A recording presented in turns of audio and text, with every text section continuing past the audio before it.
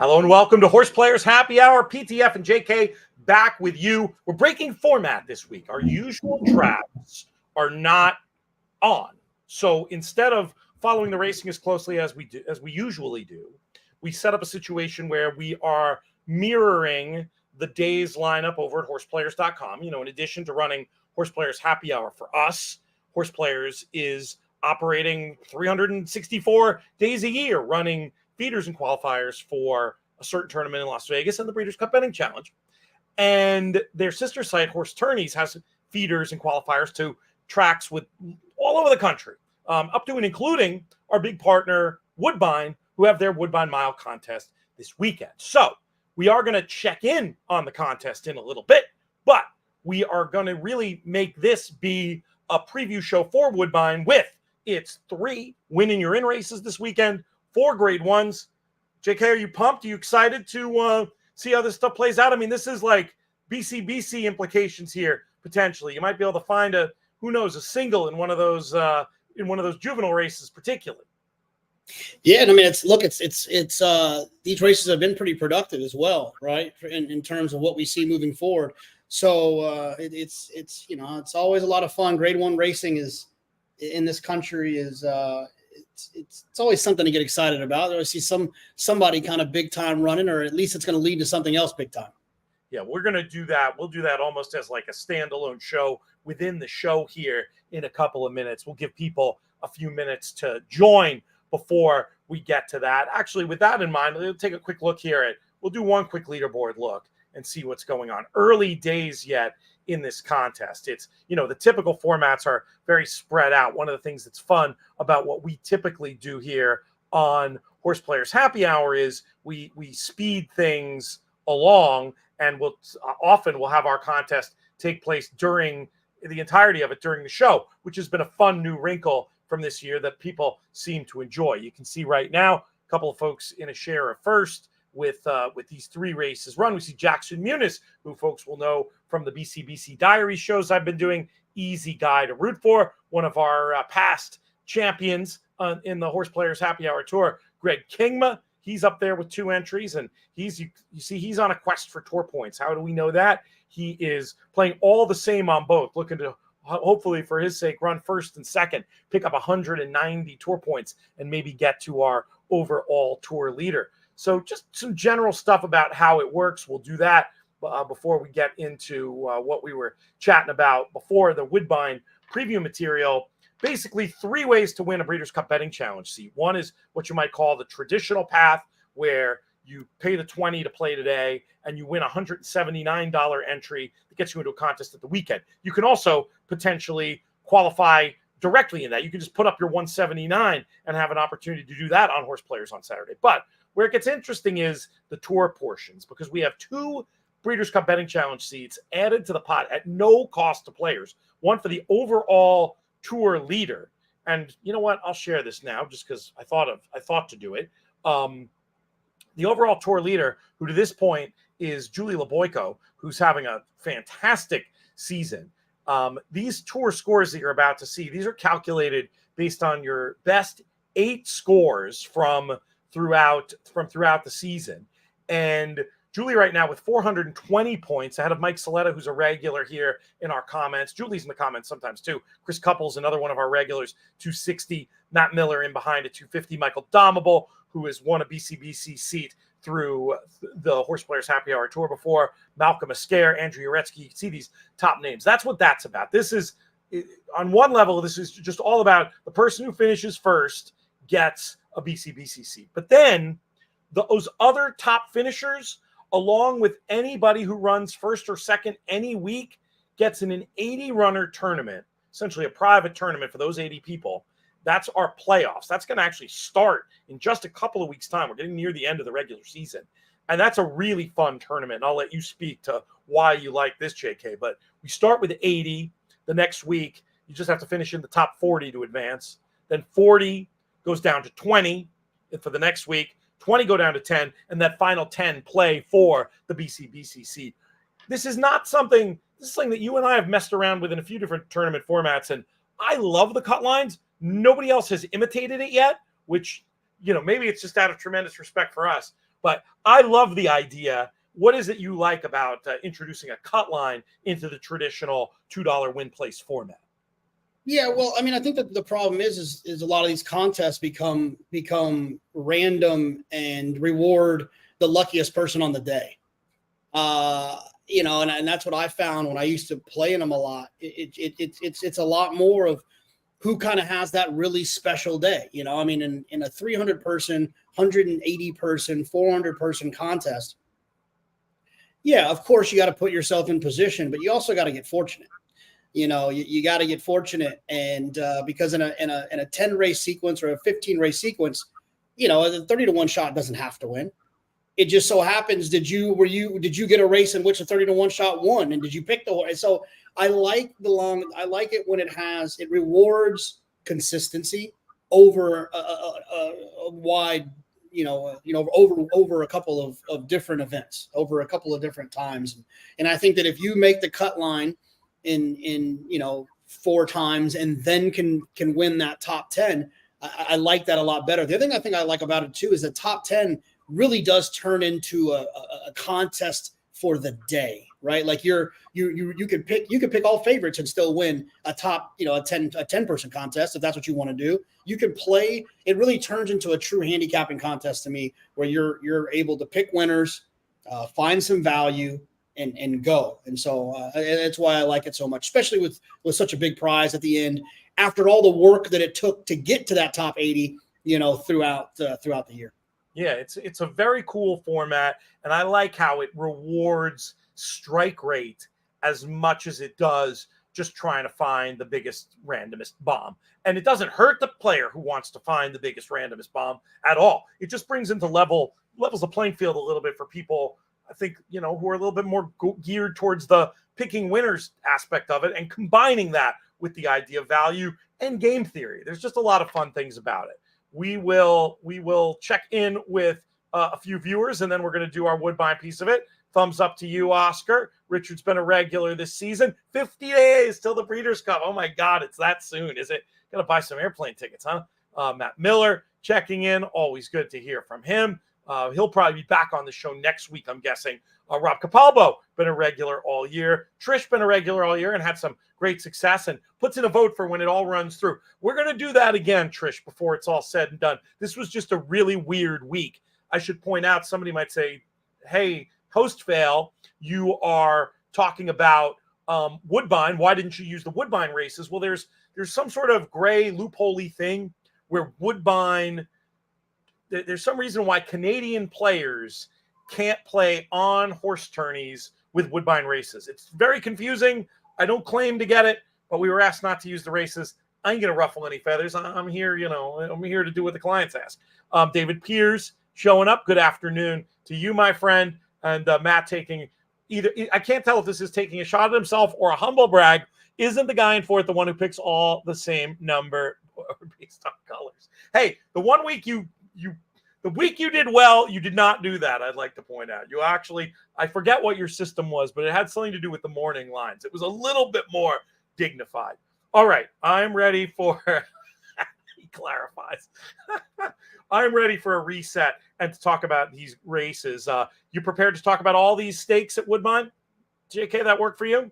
Ready to rock. All right, hang on. Let me make a little note in the time code as everybody watching live gets to see how the sausage gets made here. Hello and welcome to a special edition of the In the Money Players podcast. We're going to be looking at a plethora of graded stakes races at Woodbine on Saturday. Huge Breeders' Cup implications. We've got 3 Breeders' Cup winning your in races. We have a 4th grade one just for the fun of it. These fields came up pretty competitive, pretty fun. And I'm here with Jonathan Kinchin to go over them all. You ready for this big day of racing in the Great White North, my friend? Ready as I can be. We do have, if you see Mark Cassie, kick him in the shins for me. No, I'm kidding. We would never advocate, doing anything like that. But he has 6 horses cross-entered in the juvenile races, which makes them a little bit tricky to fully evaluate at this stage. But the thing is, we've got some foreign invaders in these races who Mark Cassie might put in another 6 and still not win against a couple of these beasts.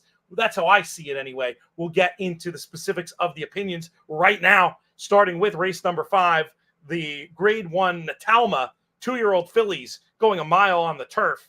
JK, where's your eye drawn in here? I mean, or I can just give you the spoil alert. I mean, Charlie Appleby and Godolphin seem to send one in every year here that goes off at odds on and wins. I'm not sure it's going to be any different. That's my hand tip to where I'm going. Yeah, I mean, I'm not mad at Mark Cassidy at all because I don't care who he's got in here.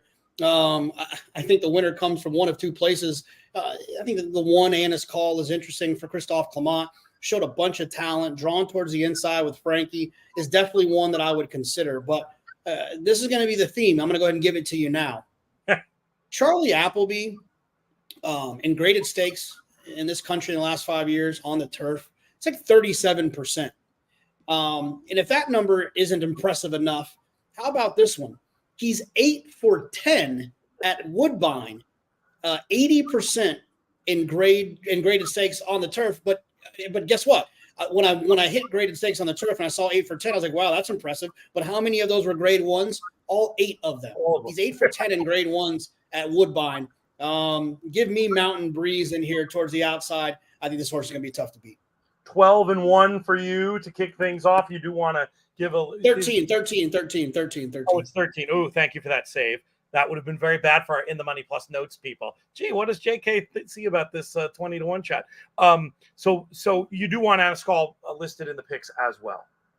Yeah, this is a B horse. Okay, excellent. So yeah, for me, I'm gonna it'll be taking a shot with Mountain Breeze to continue. Basically just betting on the boys in blue to do boys in blue things with Appleby at the helm, and many of those 8 were ridden by the very same William Buick. I think Dettori had 3, and Buick did have the 2 that didn't win, but they both hit the board as well. Anyway, a lot of arrows pointing to Mountain Breeze. I mean, really, this form is strong, and on pedigree, one that looks like will be very suited to American racing, and you just can't question any of the calls they've been making in terms of bringing the right ones over who are going to enjoy the USA way of racing. Let's pivot to race number 6, the Ontario Matron. We're on synthetic here, a rare PTF and JK doing a synth race on YouTube. We get these fillies and mares going a mile and a 16th on the synth with a giant full field. JK, who's going to win it? Yeah, I'm looking towards the middle of this field with 2 horses, the 8 and the 9, the 8 Fashionably Fab and the 9 Solo Album. We'll go with the 8 first, Fashionably Fab, who I thought ran just fine last time on the turf, but it's the 2 synthetic races prior to that I thought were pretty impressive. Back on June 1st, that was impressive. They can duplicate that number. These horses are going to be in for a tough run. And the 9 Solo Album, I think Frankie Dettori on the front end is one of the most dangerous riders in this country. Okay. And the reason I feel that way is because Frankie he kind of learned, he's done most of his dirty work in turf racing. He has a great internal clock for how fast he's traveling and when a horse is comfortable. Fractions aren't nearly the big deal that they are in this country that they are overseas. And I think that because of that, when he can find himself forward or on the front end, I think he's dangerous. I think Solo Album projects to make the lead in here or at least be forward. Those are the only 2 I need in a full field. While there's a lot of different interesting horses, just give me those 2, the 8 and the 9. The 9 will be my top choice. All right. Okay. That's interesting. I was thinking there was more speed than I think I think we have a different idea of the pace in here. I was worried on pace figures if Solo Album would be able to get into that position with so many speedy types. And I wanted to look for closers, and I landed on the same one that is your second pick. That's the 8 Fashionably Fab. It's just a question of race design and getting back onto the right circuit. That was a wire winner in the Canadian on turf. There can be more differences than are appreciated sometimes between some people treat synth and turf like they're exactly the same. They're not. I think Fashionably Fab is going to be seen to great effect in this spot. The 11 Forever Dixie going to have to work out a trip, but very similar angle, getting back on the right surface, and one that was closing into blue fractions back in the Trillium 2 back, one that I wanted on tickets as well. 8 and 11 for me in race number 6. while we have a second here before we get into the grade 1 action, want to encourage everybody watching to go ahead and subscribe to the In the Money Media YouTube channel. We've made a huge growth in subscribers this year, but we're still not where we want to be. If everybody watching this video would just go and subscribe now, click that notification bell, you'll never miss any of our YouTube exclusive content. And while you're over there, make sure you subscribe to the Breeders' Cup YouTube channel as well, because you'll get first look at things like our HorsePlayers Happy Hour shows that happen every Thursday, as well as Breeders' Cup Betting Challenge Diaries. If you know my work, think of my old DRF column, but completely Breeders' Cup Betting Challenge centric and as a video. That's BCBC Diaries. We've been making some nice inroads with that this year. Race number 7 at Woodbine on this Saturday card is the Grade 1 EP Taylor. Moved up from its old spot, moved up about 3 weeks now, being on this big day. And, you know, it's the old saying, short on numbers, long on talent, this 6-pack of a field. I love Moira. I think she's going to get a great trip in here. The 7-5 of the morning line would be a little skinny for me. I'm not going to lie. I'm still going to make her my top pick. I like her a lot, but I'm not sleeping at all on number 1, Blush. This is a horse who comes here with a trio of victories, the last one being a Group 3 that would, you know, play pretty well with the class of this race, in my opinion. Has just bits of form throughout her PPs that make me think she's going to handle USA conditions. I'm mostly 2-1. I respect Cinderella's Dream, but I wonder if this is one where the Appleby factor gets her a little bit over bet relative to what I think her chances are in a race where I think all 6 can honestly win. JK, who do you like in here? Yeah, I'm going to go with the 6 on top, Cinderella's Dream, and I'll use the 1 as well. I'm going to go with the 3-year-olds, and I don't care about the 4-pound weight break. It's a Snickers in the pocket of a human. But I do feel like these horses have a little bit more upside, right? They can continue to improve. They're 3. And they're right in the midst of their year where they're going to continue to kind of take steps forward, to grow up a little bit, to grow, get bigger, get stronger, get faster. We know who Moira is. We know who Fevrover is. And while they're really good, they're short prices, and these other horses could be progressing. So give me the 6, Cinderella's Dream on top as an A-type. I'll also use the 1, Blush as an A-type, as a progressive 3-year-old getting into this country. But those are the top 2 I'm going to try to beat those other horses with. A majority of what I'm trying to do in this race is beat those other 2 horses. From a multi-race standpoint, I'm not going to try to get crazy and try to beat those horses. I'll use them equally and try to flex on some other opinions elsewhere to be able to make the ticket make sense going 4 deep in a spot like this. I feel like you can really split Moira and Fev, but maybe that's accounted for in the prices they'll be. I just feel like if Fevrover wasn't going to beat Moira last time, like, when's she going to beat her? I just think this sets up so much better for Moira. I have too much respect for her. I do worry about her maybe being a little overbet, as I do with Cinderella's Dream. I'll probably find some tickets in some ways to, you know what, I probably have a trifecta in here, honestly, with those 3. I do feel like there's separation between the 1, 2, and the 6 and the other runners in this field. Let's move on. We'll skip the 8th, which is an allowance, and we'll get right back to Grade 1 company in the summer stakes. For these 2-year-olds, we have more foreign participation here. We've got an Andrew Balding runner for our friends at Qatar Racing, but I think most eyes are going to be drawn to Al Qudra, JK, this runner who was so impressive last time, going the 7 furlongs at Ascot, and just looks like one for whom more is sure to come.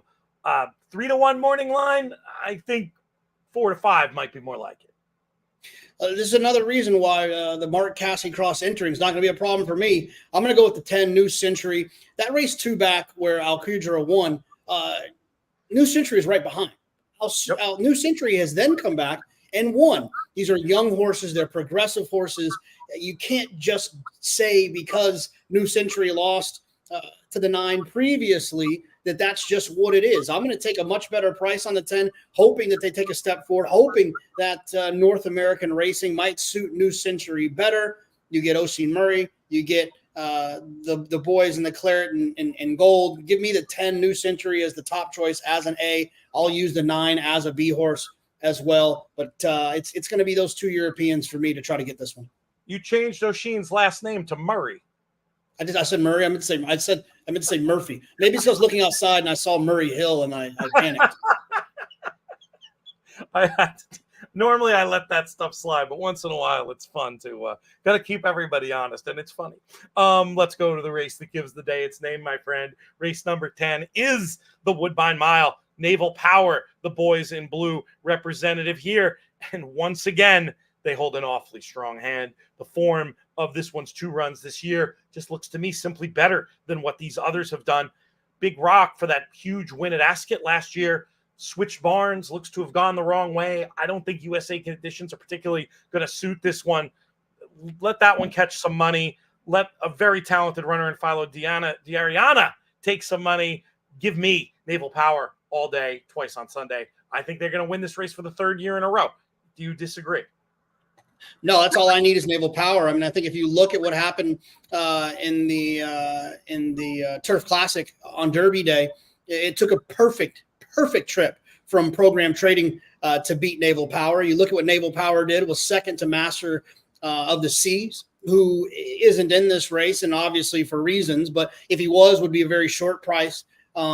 And I just feel like Naval Power is just better than these. I could try to get cute elsewhere. The only thing I would probably use is the one Play Me a Tune as a backup horse, as a B type, drawn towards the inside with some tactical speed. Johnny Velasquez, Josie Carroll. Has a nice couple of numbers on the synthetic, getting on the grass for the first time. But I think it's at least interesting as an alternative, but I don't need anybody else except for Naval Power.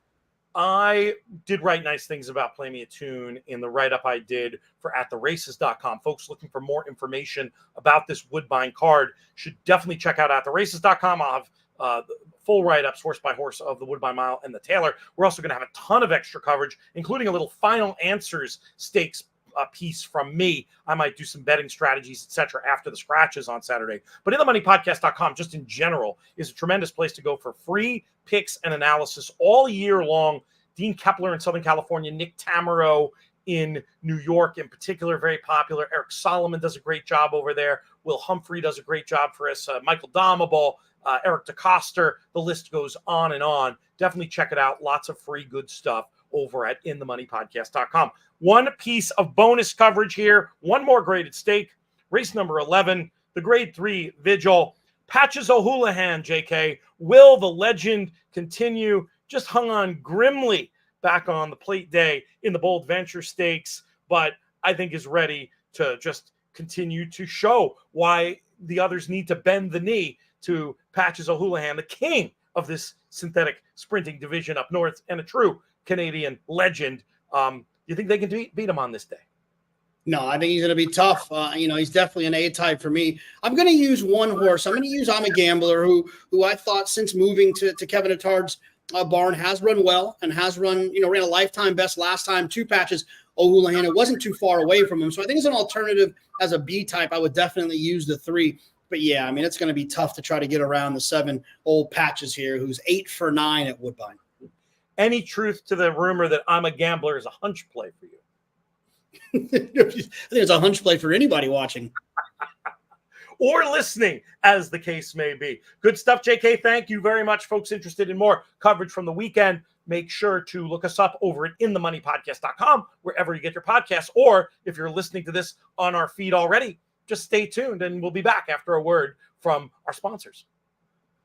There you go. Boom. See, I told you we could do it. We had some scheduling stuff today. So we don't always double up in these shows, but it seemed like the perfect place to do it. And yeah, it's interesting. I mean, what is the over under on the races? And in the comments now, feel free to chime in, audience. I didn't want to refer to you during the video. It would have been too confusing on for the audio version. But what's the over under on Appleby wins on the day? Like, what would the official number be there? Oh my God. I mean, he's going to be odds on what, 3 times? I think 4. I think he'll go 3 for 4. I mean, I feel pretty comfortable about that. So maybe 2, but I mean, mathematically, what's the over under on that? Is it 2.5? Stu, you're watching. You're good at this game. Give us the over under on Appleby winners on the day. Yeah, it's going to be something to see. It's going to be fun. I mean, he's turned it into a benefit for him, but these have been great horses. They've gone on to do great things and help the grading of these races. And it's hard. It's hard to have essentially a turf festival the days after Kentucky Downs. But these races are competitive and fun, and I'll be betting them. I'll also be watching on TV. How does it work for you when you're on TV? And you can tell the truth here. When you're on TV and there's other big races happening, are you like watching them on your phone? Do you catch up on them later? Do you like, how do you deal with that as a TV personality? Oh yeah. I mean, look, Pete, you know me well that like, look, I'm sure there's a lot of things that I'm not good at, but and I'm sure a lot of people would love to point them out. But one thing that I do okay is I can multitask a little bit. Like I don't get too. So for instance, especially with racing, well, there's a couple things. A lot of times we'll have two screens. And I think, let me hold on. Production meeting in the middle. We'll have two screens so I can see production meeting in the middle. I think we have Woodbine on Saturday. Hold on. Oh, that's amazing. I would have plugged that harder. That's a total host fail. But I'll do it in the recording. Yeah. We have. I'm on air for Belmont 7 through 11, Monmouth 7 through 10, and Woodbine 7, 9, and 10. So the good news is I'll be able to watch it. But the other thing too is I have my iPad, my computer. Like I put like on like during Saratoga, I put when Texas was playing their first game, I like put it up on YouTube TV football, but I'm not really watching it. I don't know what the heck's happening. It's just like in commercials, I'll look to see what's going on or see a touchdown or whatever. I'm a big fan of that. I remember the first shift. Here's a Longhorns question actually from Stu. Are you confident that the Longhorns can cover the 36? What's funny now that he said that. The one thing I will say, I don't know. That's a big line, and they're obviously really good. And I think who are they playing? UTEP or UTSA? Whoever, either one doesn't matter. They're both not. I think UTSA, maybe UTEP. Who cares? It's the same idea. What's going to happen is that if they start to get away from him, Quinn's going to sit and they're going to play Arch, and they're going to let Arch get some time. They're going to let Arch do his thing a little bit. They're going to let him toss it around a little bit, throw it around a little bit, have some fun out there. They're not going to just make him turn around and hand it off 18 times if he comes in the third quarter. So essentially what I'm saying is I don't know if they'll take off the gas. So, I think that's probably an interesting idea about them at 36. And 36 to me is screaming, begging people to take the under because it's right at that hook at 35. And I think when lines do that, I think that it's the sportsbook telling you that, go the other way. Yeah, you're supposed to go the other way. So I would say that you're not as confident as Stu, but you do believe that it might be an okay bet. We've got Tim. Thank you so much for your kind words. Our friends from Lazy Dog. Are these the Lazy Dog as in the biscuits and such? We'll give a woof woof. We got to get some of those. We got to send some of those biscuits to Rigatoni. You'll have a friend for life. It's his birthday today. Oh, no way. That's so awesome. Do you have – so we used to do stupid things for Muggsy, the handicapping Labrador's birthday, including we made a pup cake one year that had liver in it and was maybe the most disgusting thing I've ever seen. I think she ate it in one bite. Do you do anything dumb for Rigatoni? No. I've been running around for the last couple of hours, but I think Giovanina got a DoorDash order for him with like there's some toys over there. So I guess he'll get those in a little while. Will filet mignon hold the salt and pepper, that kind of DoorDash, or we're just talking toys? Exactly. Yeah, no, just toys. Excellent. Well, we did on another show also the NYRA races from this weekend. Maybe this is a good time, and feel free. We can get really loosey-goosey we're going to be on for another 30. We'll do one more leaderboard check-in, but we're breaking format today and being very informal. And obviously, we can just have the conversation we'd have anyway on here. But it might be fun to get some stuff from the audience. You know what we didn't do on audio that we'll have to do. We'll do next week is we're playing in this Survivor contest this year, and that I thought that would be fun. We should do a segment where we just sort of talk through some games and then send that to our friends over there as proof of concept as to why they need us to help them create FOMO so people will sign up next year. Plus, our friends at Winner Circle Proxy, I have a feeling as successful as their signups were for the big Circa contest. So folks that don't know, these are like the NFL contests. One, you pick 5 games with the spread. The other, you pick one, it's a Survivor, one horse to last throughout the year, no spreads involved. They're like the biggest thing going. They've completely exploded But I have a feeling there's some other big events that are popular in Las Vegas that I could see them having tournaments for. Maybe one in March that involves an orange ball that I could maybe see us making a pitch to get involved in. So I definitely want to keep talking about that stuff as we go. But you said March, you started making me nervous. What? You can't use a proxy. You can't use a proxy for that tournament, JK, as you found out the hard way. If only Winner's Circle Proxy was in the tournaments business, you would be much less famous. Let's put it that way. That's really funny. No, I was talking about, the basketball and whatnot. There's got to be, Circa's doing so well with this stuff. Why aren't they going to want to expand to other stuff? And maybe they'll want to do other cool stuff with us. So why don't we create some cool proof of concept content for them? But we're not going to do it here because we already subjected this audience to stuff that wasn't really meant for this show. So we're not going to do that twice in one day. I will ask you this. I think there's some interesting angles potentially with going from Saratoga to Aqueduct. Just some handicapping things to keep in mind. Some of it I think has to do with human connections. You were talking on one of the shows about a barn that was particularly hot at Saratoga, and then you follow them early in the Belmont at Aqueduct meet because there's a chance a lot of those horses are run out of conditions, and a hot barn up there can easily go cold. And by the same token, this used to really be the case way back in the day now, JK. I'm going to get serious, get off my lawn here with you. Back in the 1990s, when they really ran a very limited amount of claiming races at Saratoga, they'd get back to Belmont, it would have been then, of course, and certain claiming guys would be like completely loaded for bear. I mean, I remember one name I remember in particular that I bet you never even heard of, Gasper Moschera, who would be nowhere at Saratoga and then be among the leading trainers at Belmont. But, those days are gone, obviously, but that dynamic is still possible of barns that, didn't have the horse, like literally didn't have the horses to compete at Saratoga. Good usage of literally, Matt Miller, if you're still listening, but would get downstate and all of a sudden start winning races in buckets. So that's one thing to pay attention to. And then, another one is just turf sprints, generally speaking. I think it's a little bit different getting away from the really sharp races at Saratoga and, looking for horses. I mean, the simplest thing to do is just looking for horses that have had course and distance success. But the extension of that is to dig into these PPs and try to get a sense of which horses are going to be suited by the different configurations at the different tracks. Comment on either of those potential angles, or feel free to offer your own. Like, what are you looking for beyond the fundamentals in these first few weeks at Belmont at the Big A?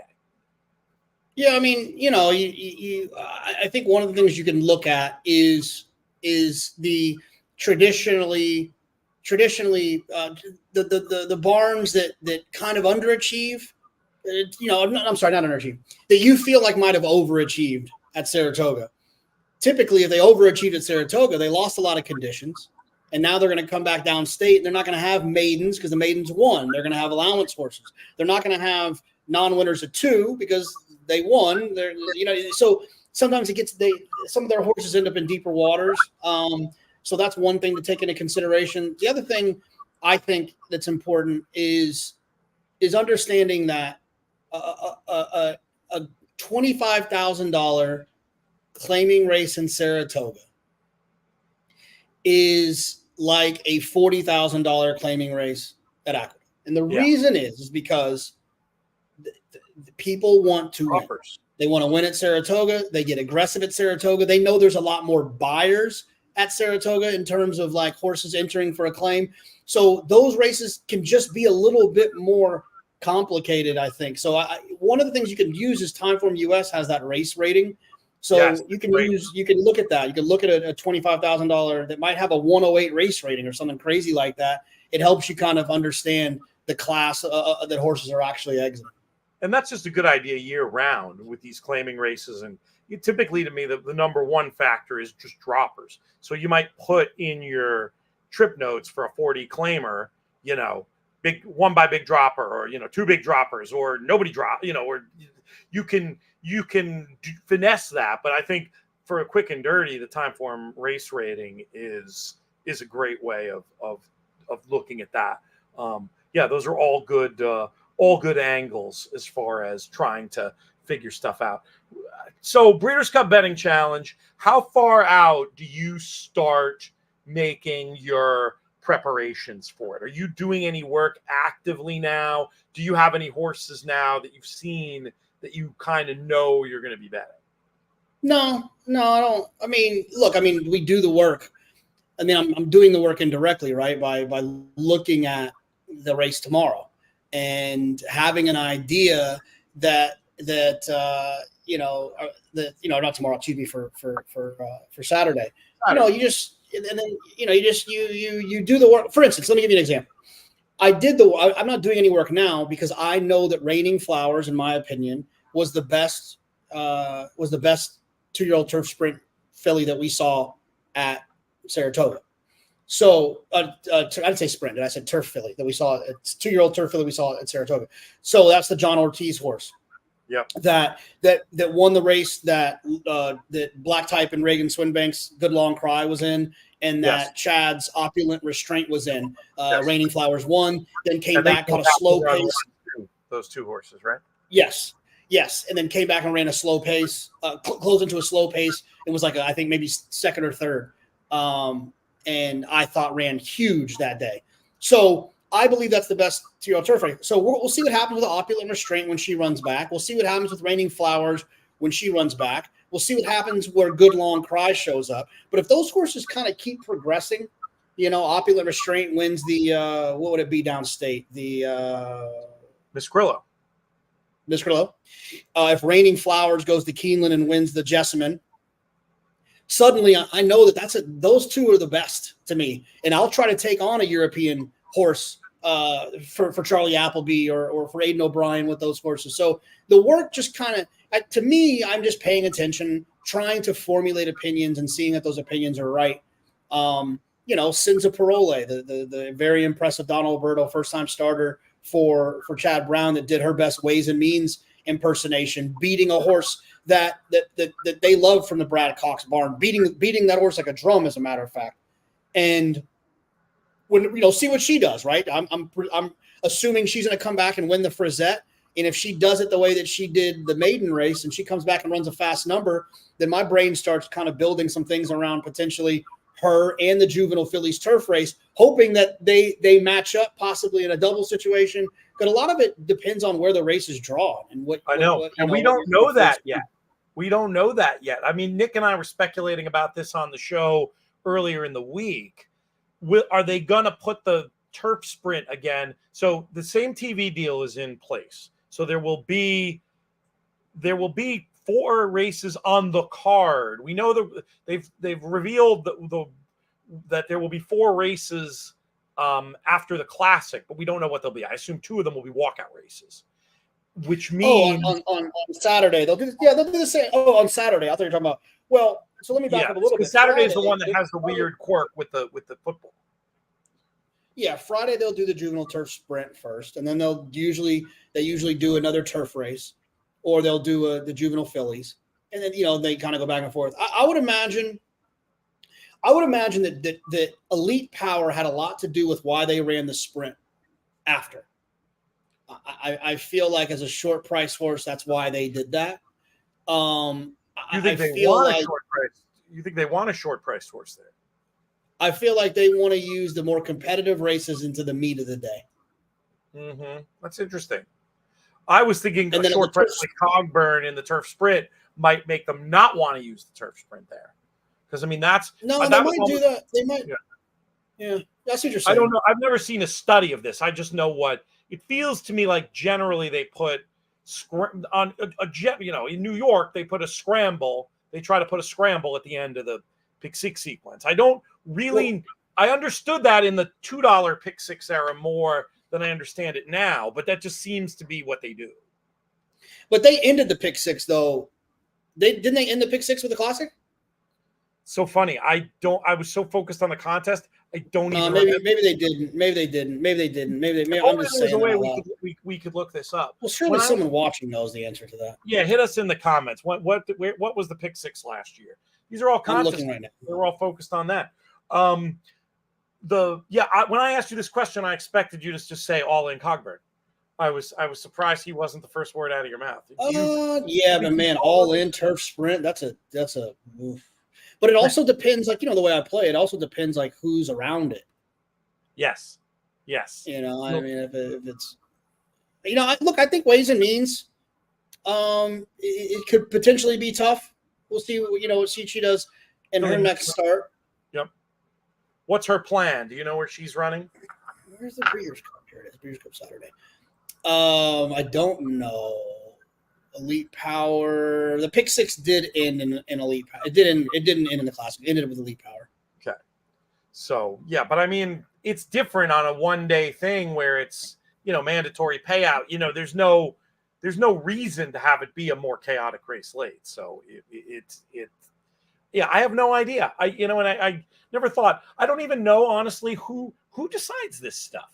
Who sits in a room, and I mean, is it part of the same committee who decides who gets into the races? Is it a different job? Is it Drew Fleming himself burning the midnight oil through this stuff? Like, I mean, I would bet it's the racing office. So Dora, and then I would bet that it's probably some of the more bet savvy members of the team, and just trying to identify what makes the most sense from a TV standpoint, all that type of stuff. Right. Yeah, I mean, right. It's not going to be one of the races they won on the NBC broadcast for whatever reason, right? Like you'd never have had Cody's Wish not in the TV portion. See, I think that like the Dirt Mile now is a great opportunity to be outside. Outside of the normal broadcast, because like you said, they had to have Cody's Wish last time, obviously. But I think that I think the Dirt Mile probably ends up being maybe the get out race. Interesting. Maybe the I don't know. They're not gonna do the Europeans dirty with the Filly and Mare Turf, which I thought that could be a good possibility to put out of it. Maybe the Turf Sprint. I would guess Turf. If I'm picking now, I'm going Turf Sprint Dirt Mile. Yeah, it'll be interesting to see how they do it. It's fun. They have there's a website that does. I won't plug them directly, but if you just put in like horse racing stakes tracker, it'll probably come up. There's people over here tracking Breeders' Cup fields, which is kind of fun. Hard to know what to. Where are you currently with this distaff division? Have you given much thought to this? Oh, like, she's Anna for 100%. Yeah. Those other horses aren't like Idiomatic's not the same horse, although she ran huge in defeat. She's still not running fast enough. I question that the 111 buyer is actually real, but I still, even if the 111 buyer is not real, I think that 106 probably is real. 107, 105 is real for Torpedo Anna.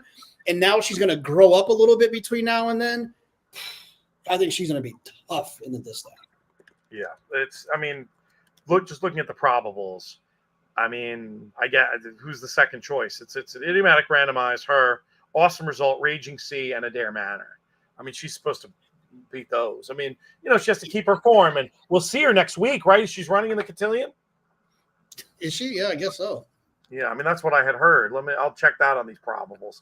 But that's an interesting. What's another one you're looking forward to? I'll take a look. That'll be fun. This is selfish, and I want Carl Spackler to continue to progress. You know what I mean? I want him to win opening weekend at Keeneland, and then go on and be a homebred stallion for Bob Edwards, right? I mean, look, I think if that horse can win the Grade 1 at Keeneland opening weekend and then go on to win the Breeders' Cup Mile, like he's a son of Lope de Vega that's going to go on to be a stallion.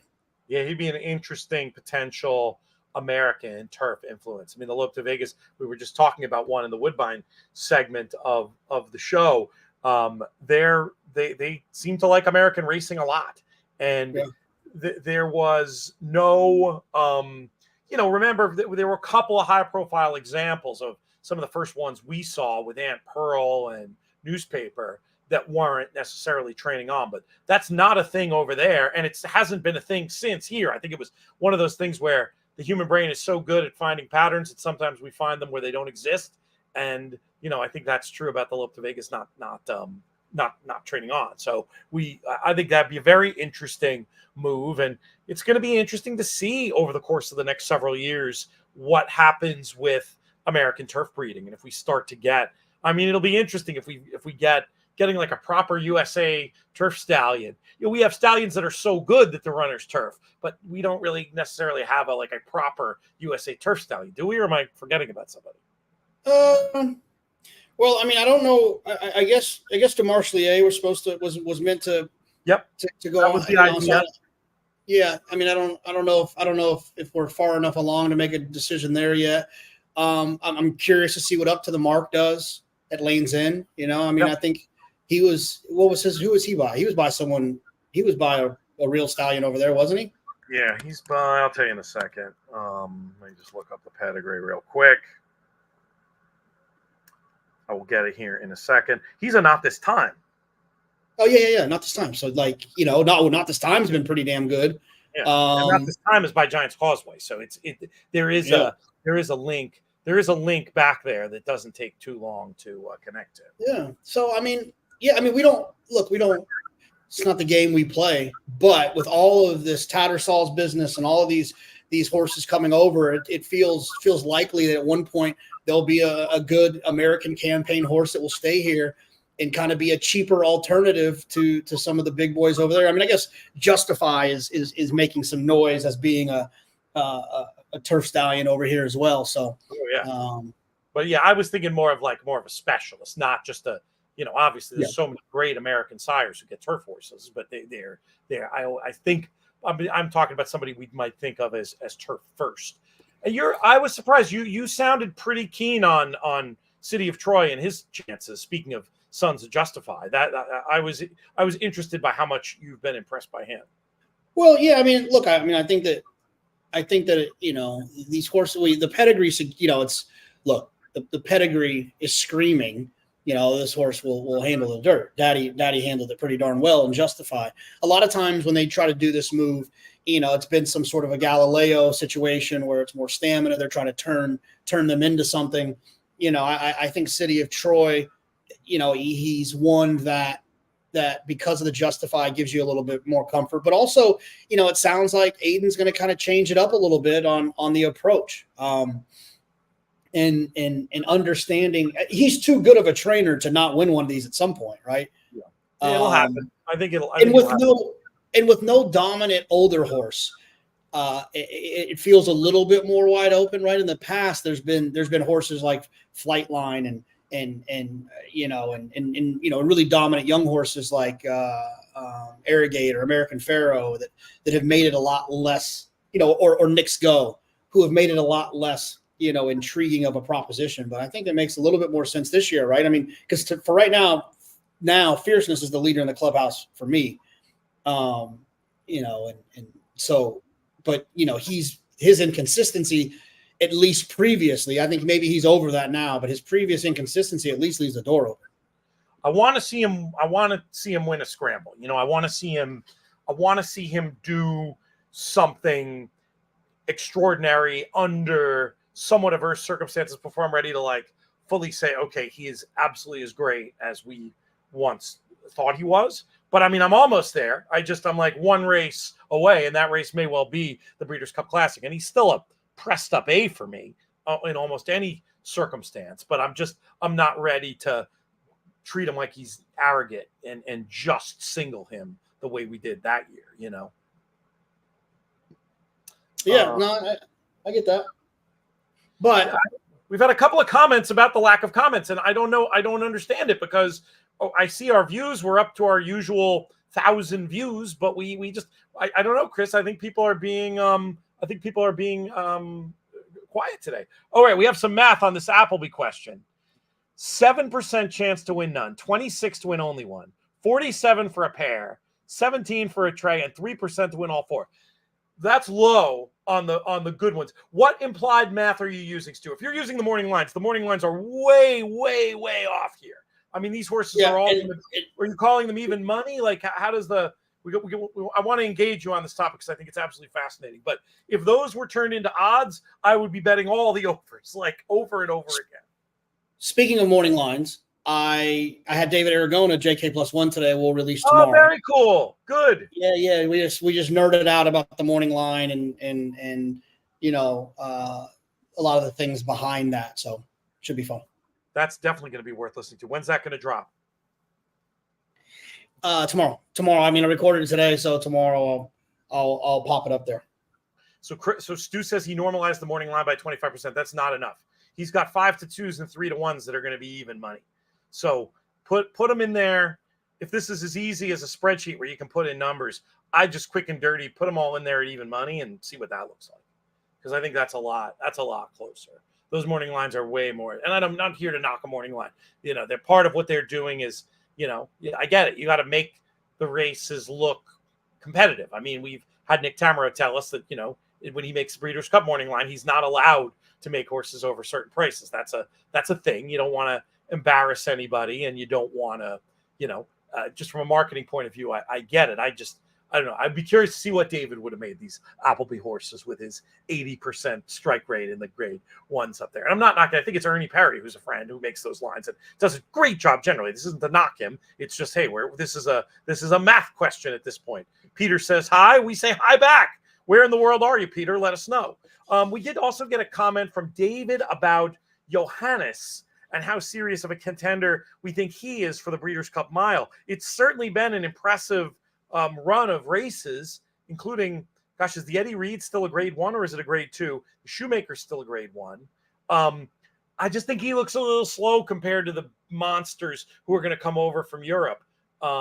Peter coming to us from Des Moines, Iowa, not too far from a racetrack right there. What's your gut, JK? I mean, could you ever see yourself backing? This isn't a West Coast turf horse coming east for a Breeders' Cup. At least it's a home game for Johannes. Do you think he might class up with the monsters who are going to come at us from overseas? Let me look here. I mean, I'm pretty sure I'm going to say no, but I don't want to just say take a look. We're not. There's no reason to rush. I'll take a look and see if I can see the Euro. No.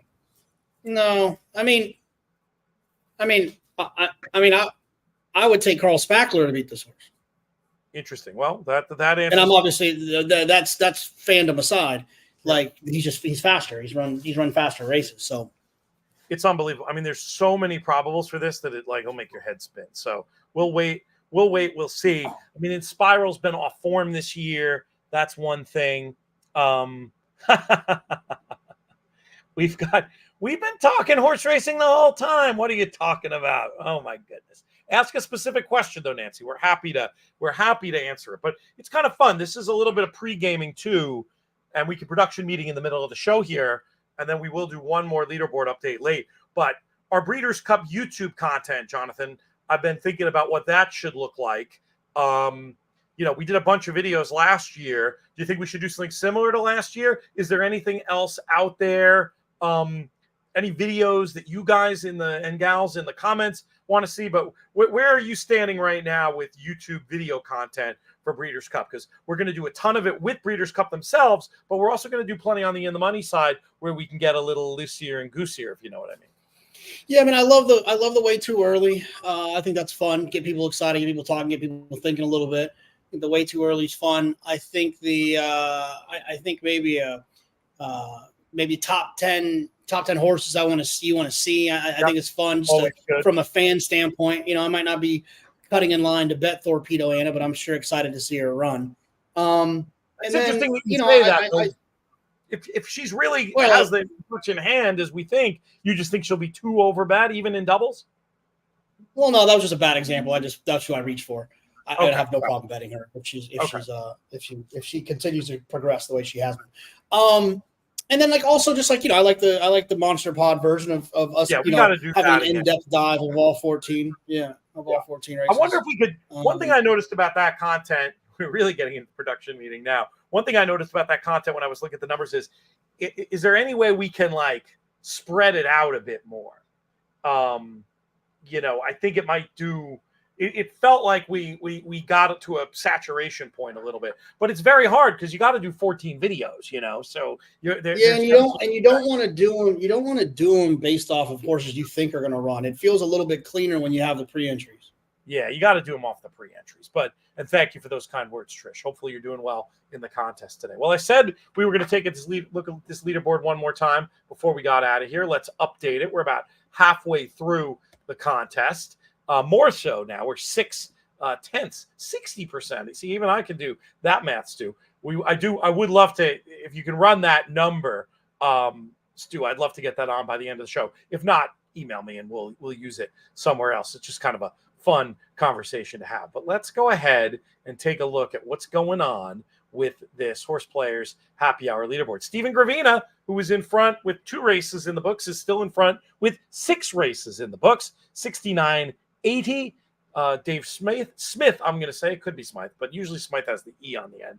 Dave Smith, 69.60. Mark Rudy, 49.60. John Camardo, there's a name I haven't heard in many a year. Great to see his name on there. We got to get him back. We got to put him to work. He was famous for his JK impression when he came on the podcast many years ago at Keeneland. 49.60 for him. Chris Weichel, Max Schnepf, John Marino, John Gasper. Got to hang out with him a bunch at Saratoga. David Pierce coming to us live from the comments section, as is Trish Smith, Mark Henderson, Kerry Bassor, David Pierce again, Christopher Andrews, presumably not Chris Andrews from the South Point, but it would be cool if it were.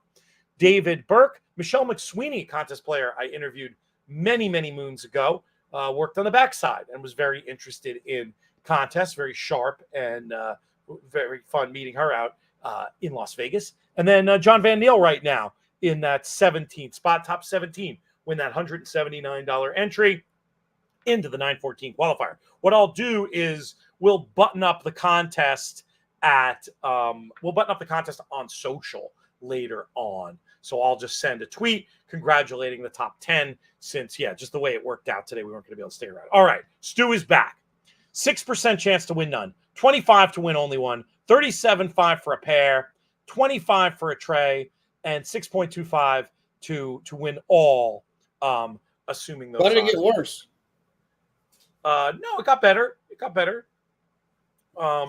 The pair went down from 40. No, the pair went down from 47 to 37.5.